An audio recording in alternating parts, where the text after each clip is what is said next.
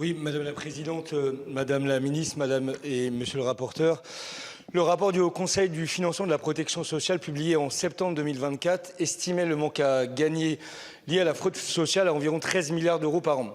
Mes collègues l'ont déjà démontré, sur ce total, la majeure partie est imputable aux entreprises, notamment via le travail dissimulé. La fraude sociale est donc d'abord une fraude patronale. S'agissant des prestations, j'ajoute également, comme l'ont dit plusieurs collègues avant moi, et en dépit de ce que j'ai pu entendre sur les rangs droits de cet hémicycle, que toutes les fraudes n'ont pas la même indignité morale.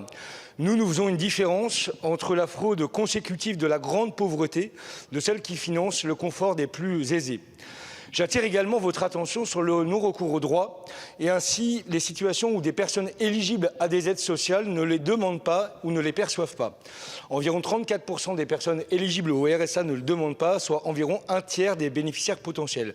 Concrètement, quel dispositif le gouvernement prévoit-il pour réduire le non-recours aux droits qui empêche la réinsertion et maintient trop souvent dans la précarité? Plus significatif encore, ça a été dit, sont les chiffres de la fraude fiscale liée à l'évasion fiscale, les fausses déclarations ou encore la fraude à la TVA dont le montant total est estimé et situé entre 60 et 80 milliards d'euros par an par la Cour des comptes.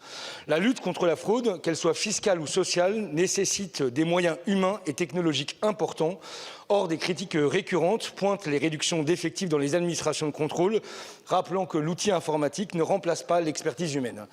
La DGFiP a perdu environ 30 000 emplois depuis 2019, tandis que le budget 2025 a diminué les moyens de France Travail d'environ 35 millions d'euros.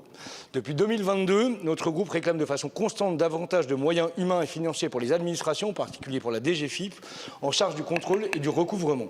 L'importance d'une infrastructure publique solide dans l'appui de ces missions est primordiale. Quels moyens vont donc être mis en place par le gouvernement et pour quels objectifs à atteindre dans le contexte d'une fraude fiscale manifeste et à l'heure où nous avons tant besoin de dégager des recettes?